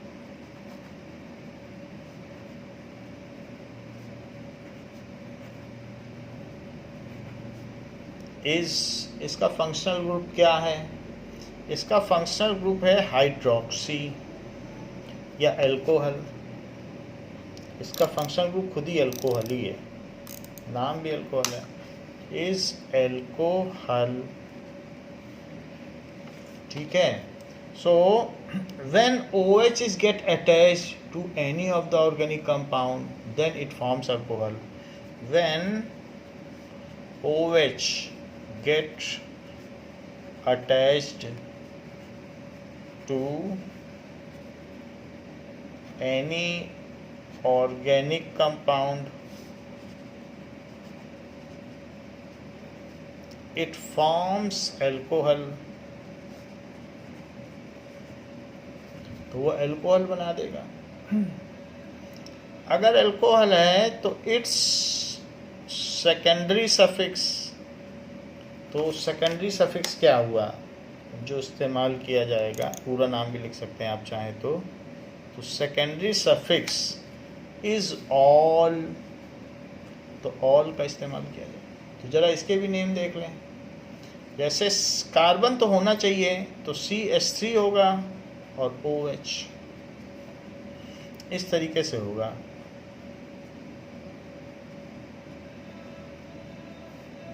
तो इसको कहेंगे मेथ, क्योंकि एक कार्बन है। मेथ एन तो लगाना पड़ेगा, क्योंकि नहीं है कोई कार्बन तो भी एन लगाना पड़ेगा। फिर ऑल इसके लिए, तो मेथ हो गया रूट वर्ड रूट, एन हो गया प्राइमरी सफिक्स और ये सेकेंडरी सफिक्स। मान लीजिए ऐसा होता C2H5OH, तो इथेनॉल, तो C और C फिर OH लगा दीजिए, तो H फिर यहाँ H ऊपर भी H, तो H तो हो गया। फिर एन, क्योंकि बीच में सिंगल बॉन्ड है। फिर ऑल इसलिए क्योंकि OH है, तो इसको कहेंगे एथेनॉल। ऐसे ही आगे बढ़ा सकते हैं। प्रोपेनॉल, 3 ले लोगे तो प्रॉप हो जाएगा। OH लगाना है बस एक एंड पे। तो C3H, इस बात का ध्यान रखें, C3H8 मत लगाएं। एक हाइड्रोजन हटाओगे तभी तो कार्बन लगाओगे। सो C3H7OH, ये नहीं कर सकते कि 8 भी लगाओ और OH भी लगा दो, तब तो वैलेंसी बिगड़ जाएगी डेटा। एक को हटाना पड़ेगा तभी लगा पाओगे, सब्स्टिट्यूशन करना पड़ता है एल्केन में। तो 3C, सब तरफ हाइड्रोजन लगा दें तो अभी 7 हुए, और यहाँ का हाइड्रोजन हटा दें और उसकी जगह OH लगा दें। तो इस तरीके से C3H7 है। चूंकि 3C है तो इसे प्रॉप लिखिए, इनके बीच सिंगल बॉन्ड है तो एन लिखिए, और एन का ई हटा दीजिएगा, और ऑल, क्योंकि 2 वॉवेल साथ नहीं हो सकते, तो प्रॉप एन ऑल। आप कहेंगे कि एल्डिहाइड ग्रुप के बारे में कैसा, so aldehyde, when carbonyl group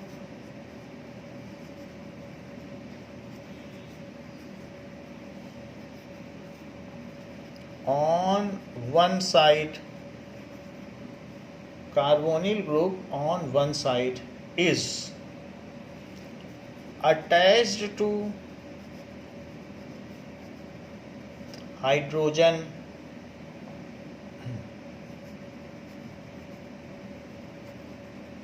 जैसे C डबल बॉन्ड O है, यही है कार्बोनिल, एक तरफ ये हाइड्रोजन से अटैच हो जाए, one side attach to hydrogen, and on other side hydrogen or alkyl group, and on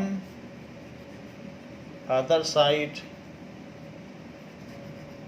attached to hydrogen or alkyl group। alkyl group को R कहते हैं, as CH3 methyl, C2H5 ethyl, इसको methyl कहते हैं। Methane में से एक निकाल लो या इथेन में से एक निकाल लो, ऐसे। Then it is called aldehyde. It functional group is aldehyde, तो it's functional group is aldehyde। हाइड, इसका फंक्शनल ग्रुप एल्डिहाइड है। अब देखें तो ये एल्डिहाइड इसका फंक्शनल ग्रुप है, एंड जो कि CHO है, वास्तव में ये CHO है, ठीक है, and is expressed as CHO group, aldehyde group इसे कहते हैं, ठीक है। और इस तरीके से सेकेंडरी सफिक्स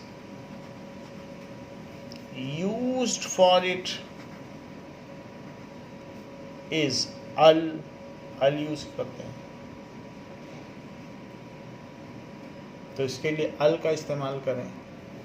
तो इसके नेम कैसे होंगे, जैसे यहाँ से H है तो HCHO, ये तो CHO ही है, तो H और R और CHO ऐसे, तो HCHO। हाँ, अगर आप चाहें तो H फिर C, क्योंकि ये तो इसको आप चाहें तो खोल के भी दिखा सकते हैं HCHO, बट ये मेथ है, मेथ लगाइए, और कार्बन का सिंगल बॉन्ड है, वैसे दूसरा कोई है ही नहीं कार्बन, तो मेथ एन लगा दो, और फिर अल, मेथ एन अल। अल क्यों? क्योंकि एल्डिहाइड ग्रुप है, एल्डिहाइड होगा तो अल लगेगा, एल्कोहल होगा तो ऑल लगेगा। ऑल बहुत क्लियरली लिखिएगा, क्योंकि ऑल और अल में फिर टीचर अगर आपने डाउटफुल लिख दिया रनिंग राइटिंग में तो मार्क्स नहीं मिलेंगे, तो इसलिए अल लगाइए, मीथेनल। फिर दूसरा है H न लगे, R लग जाए, तो CH3 लग जाए, CHO। तो CH3 CHO को कैसे लिखोगे? H, ये इसका स्ट्रक्चरल फार्मूला है, फिर आपको ऐसे लिखना पड़ेगा। फिर आप चाहें तो इलेक्ट्रॉन डॉट स्ट्रक्चरल फार्मूला भी पूछा जा सकता है, तो वो ऐसे भी लिख सकते हैं। खैर यहाँ पर 2 कार्बन हैं, तो एथ, उनके बीच सिंगल बॉन्ड है, तो एन, और फिर अल। अल क्यों? क्योंकि CHO ग्रुप है, CHO को अल कहते हैं, OH को ऑल कहते हैं, COOH को ओइक एसिड कहते हैं, ये चीज़ है। अगर मान लीजिए C2H5CHO हो तो इस कार्बन को भी शामिल किया जाएगा। Do not rush to conclusion that it there are 2 carbon so it will be eth, this will also be included. So CH,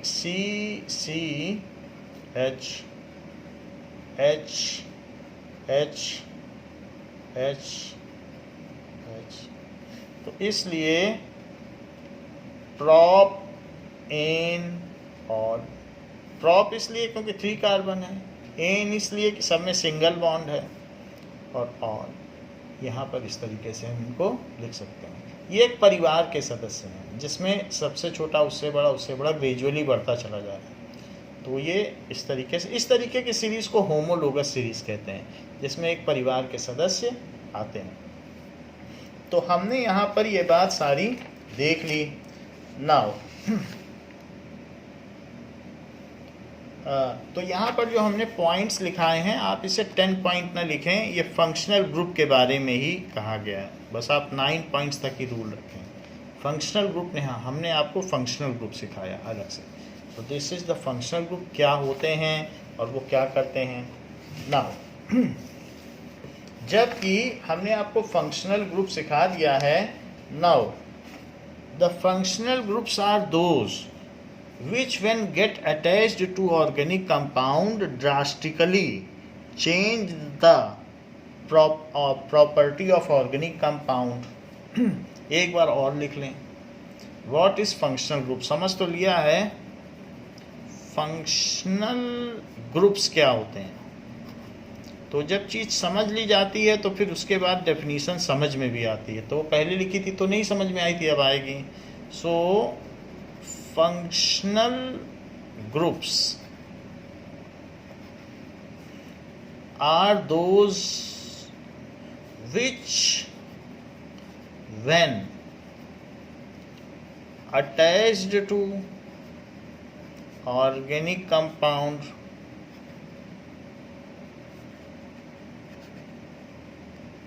then change the property of organic compound up to a large extent। तो वो उसकी property को बहुत ज़्यादा बदल देते हैं। सो ऐसा है, they change the property of compound up to large extent.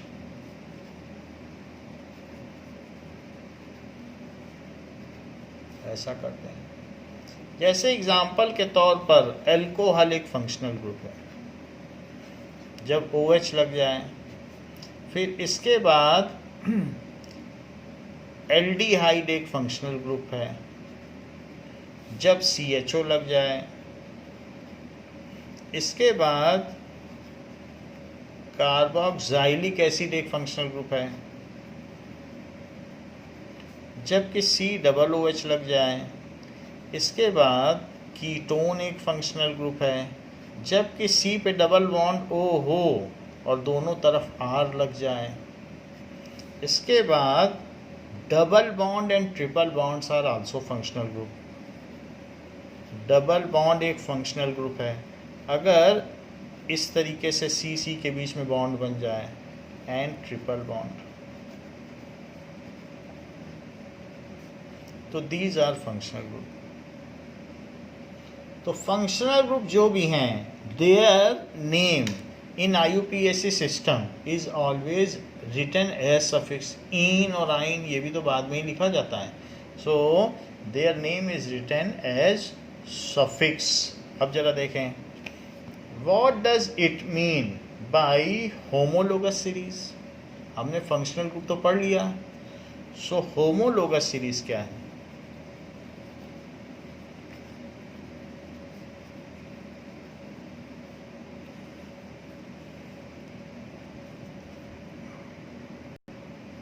Now, a homologous series is a group of organic compounds.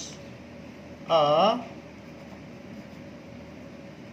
homologous series is a group of organic compounds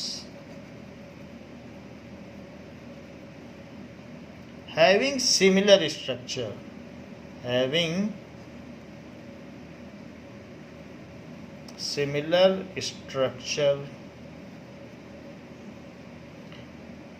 and similar chemical properties.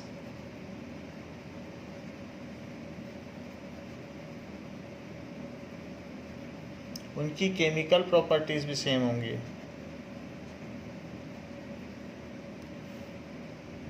In which the successive compounds differ by CH2 group, in which जो successive compound differ by CH2 group, तो उसमें CH2 group आएगा, CH2 group. Successive compound जिसमें CH2 group से differ करें।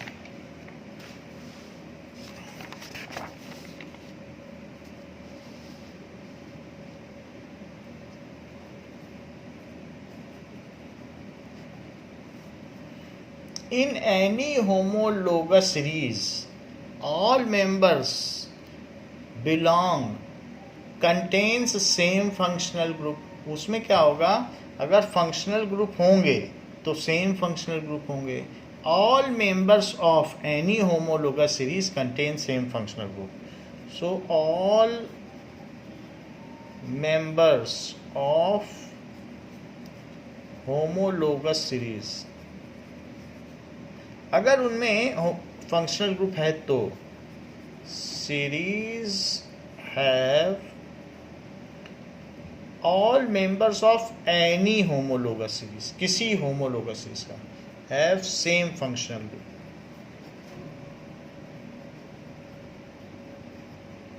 जैसे कि सभी चाइनीज़ की जो आईब्रोज होती हैं वो छोटी होती हैं, तो ये उनका एक साइन हो गया डिटेक्शन का। तो उसी तरीके से फंक्शनल ग्रुप, इनमें 8 परिवार हैं जो हमारे टोटल 50 लाख कंपाउंड्स हैं, उनकी 8 होमोलोगस सीरीज हैं, उसी में सारे आ जाते हैं। सो हैव सेम या सिमिलर फंक्शनल ग्रुप होते हैं। तो homologous series, there are 8 homologous series, there are 8 homologous series. अगर हम किसी होमोलोगस सीरीज में पढ़ लेते हैं कि उसकी क्या प्रॉपर्टीज़ है, तो उसके जितने भी कंपाउंड्स हैं हम सबके बारे में जान जाते हैं। जैसे कि अभी हमने आपको बताया होमोलोगस सीरीज के बारे में, तो 2 होमोलोगस सीरीज के बारे में बताया, एक एल्केन और एक एल्कीन, 2 परिवारों के बारे में बताया। क्या आप देख रहे हैं इनके सक्सेसिव मेंबर में CH2 ग्रुप का अंतर है? यहाँ से और यहाँ देखिए, एक C ज़्यादा हो गया, 2 H ज़्यादा हो गया। यहाँ से यहाँ देखो, एक C ज़्यादा हो गया, 2 H ज़्यादा हो गया। तो एल्केन एक परिवार है जिसमें कोई भी फंक्शनल ग्रुप नहीं होता। हाँ, इसके सक्सेसिव मेंबर्स CH2 से डिफर करते हैं। तो अगर आपको इथेन दे दिया जाए, पूछा जाए इसके 4 नेक्स्ट सक्सेसिव मेंबर लिखो, या एल्केन होमोलोगस सीरीज के शुरुआती 4 मेंबर्स लिखो, तो आप लिख सकते हैं एल्कीन होमोलोगस सीरीज। अच्छा, इसमें फंक्शनल ग्रुप होता है जो कि डबल बॉन्ड है, तो हो भी सकता है, नहीं भी हो सकता है। मुख्य चीज़ है कि उनकी सबकी प्रॉपर्टी एक जैसी होती है और उसके सक्सेसिव कंपाउंड का बॉइलिंग पॉइंट 20 डिग्री डिफर करता है, क्योंकि धीरे धीरे उनका मॉलिकुलर मास बढ़ता जाता है। अच्छा, CH2 बढ़ गया तो मॉलिकुलर मास में कितने का डिफरेंस आया? C का एटॉमिक मास 12U होता है और एक H का 1U, तो CH2 है। तो C का 12 और 2H हो गए, तो 2 और ले लो, तो 14U। So difference in molecular mass of 2 successive members of homologous series is 14U. So the difference in molecular mass, the difference in molecular mass of 2 successive members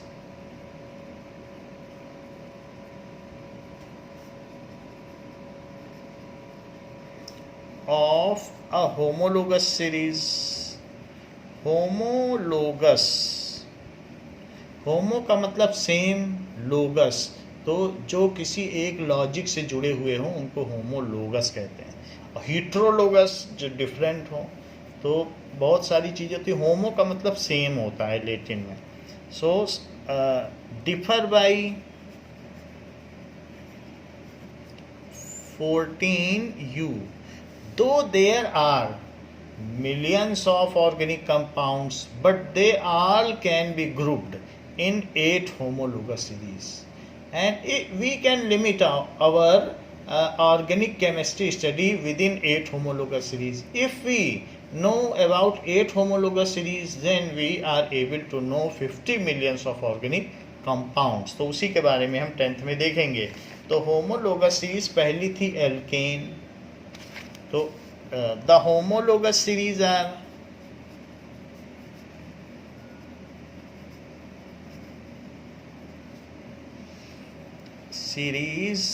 are alkane, पहली चीज है alkene जिसका formula है CnH2n+2। अब इसमें number डालते जाइए, n की वैल्यू 1 2 3 से चालू हो जाएगी।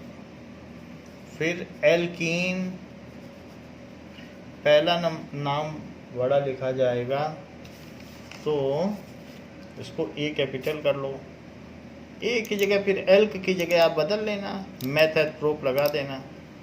सो एल्केन ऐसे कर लें। नाउ तो CnH2n।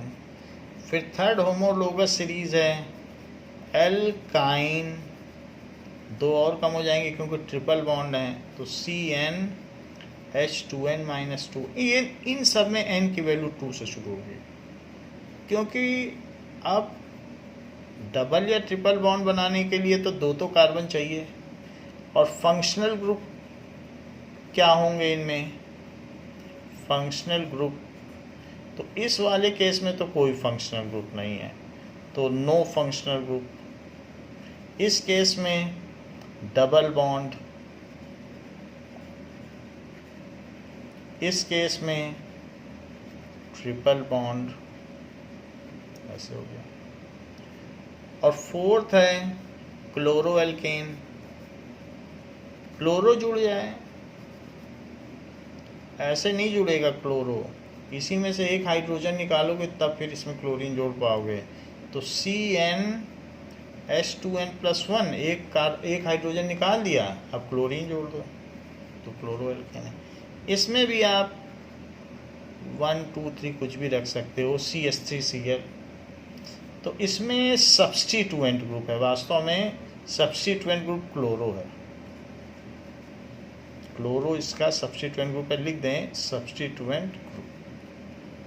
फंक्शनल ग्रुप नहीं है, उतनी उसकी हैसियत नहीं है कि फंक्शनल ग्रुप बन सके, तो सब्स्टिट्यूएंट ग्रुप है। बाकी तो खैर ये सब फंक्शनल ग्रुप है। फिफ्थ क्या है? एल्केनॉल, यही चीज़ है, एक हाइड्रोजन निकाल दो, OH जोड़ दो, CnH2n+1 OH। तो n की वैल्यू आप कुछ भी रख सकते हो, 1 2 3, जैसे 1 रखोगे तो CH3OH बन जाएगा, 2 रखोगे तो अगला। आप मेंबर पा सकते हो होमोलोगस सीरीज के, होमोलोगस सीरीज के लगातार जितने चाहो उतने मेंबर पा लो। एल्केनॉल है, methanol, ethanol, propanol, butanol, pentanol. 1 रखोगे तो मीथेनॉल, 2 रखोगे तो इथेनॉल, 3 रखोगे तो प्रोपेनॉल, रखते चले जाओ, पाते चले जाओ। तो इस तरीके से इसका फंक्शनल ग्रुप है एल्कोहल, एल्कोहल। फिर एल्केनोइक एसिड, ओइक एसिड आ गया, है यही चीज, एक हाइड्रोजन हटा दो, इसी में से COOH जोड़ दो।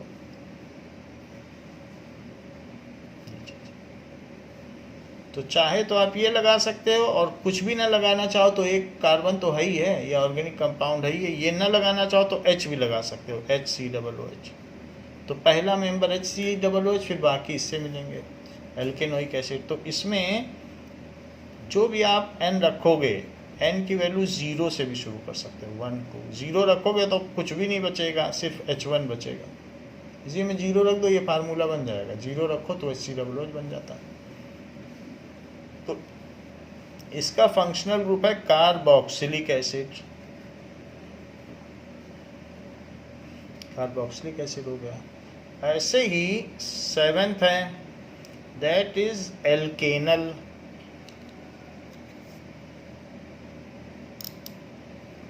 सो एल्केनल, एल्केनल में क्या है? सेम वही चीज, 2n+1 और CHO। मान लो n की वैल्यू आप इसमें 0 रख दो, तभी तो एक कार्बन है तो 0 भी रख सकते हो, फार्मूला वही है। लेकिन कार्बन होगा तो चिंता की जरूरत नहीं, 0 भी रख दो, कार्बन है तो ऑर्गेनिक कंपाउंड तो रहेगा, यहाँ कंपलसरी है, यहाँ कार्बन है ही नहीं तो यहाँ तो 1 रखना पड़ेगा ना, कार्बन नहीं तो कैसा ऑर्गेनिक कंपाउंड, तो इसलिए यहाँ 1 रखना पड़ेगा, यहाँ भी रखना पड़ेगा, यहाँ मजबूरी नहीं है, यहाँ 0 भी रख दो क्योंकि एक तो यही है। फंक्शनल ग्रुप में ही जब कार्बन है तो 0 रखो, बाकी तो सब वही चीज़ चल रही है। तो ये तो समझने वाली बात है। तो इसलिए ये एल्डिहाइड है, वैसे भी अल लगता है एल्डिहाइड, CHO ग्रुप होता है। और 8th फंक्शनल ग्रुप है एल्केनोन, एल्केनोन। तो उसमें C+O तो बीच में रहेगा, और यहाँ R लगाया जा सकता है, R और कुछ नहीं है, यही चीज़ तो R कहलाती है, यही है, दैट इज CnH2n, तो यही R है, दोनों तरफ R लगा दो, इसको कहेंगे एल्केनोन। और इसका फंक्शनल ग्रुप है कीटोन। खैर अभी हम इन सब चीज़ों के बारे में डिटेल से पढ़ेंगे तो उसमें आपको ये बात समझ में आ जाएगी। फिर भी समराइज़ किया गया है, अगर आपको यहाँ तक 15% भी समझ में आया तो काफ़ी है, क्योंकि जब हम इसकी सिंगल की होमोलोगस सीरीज बनाएंगे then you will be able to understand and memorise all the things. तो इसलिए थोड़ा भी अगर समझ में आ गया है कि कार्बोक्सिलिक एसिड क्या होता है या कुछ क्या होता है तो उतना काफ़ी है। तो नेमिंग है तो धीरे धीरे, क्योंकि हमारे लिए नया है तो धीरे धीरे उसी चीज़ को मैं बार बार आपको रिकैपिटुलेट करा रहा हूँ so that it is in your memory. तो इसको और भी 1-2 बार कराया जाएगा तो इसी के आगे की क्लास में तो आपको ये तैयार हो जाएगा।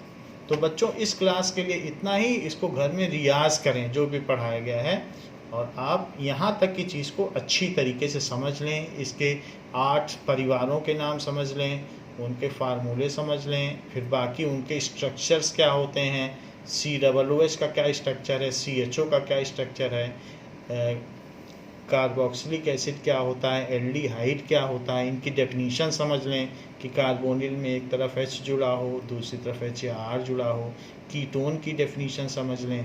ऐसे जब हम समझ लेंगे तो फिर हम आगे की जो चीज़ होगी उसमें कम्युनिकेशन बहुत अच्छा होगा। So practice it. Okay, thank you बच्चों।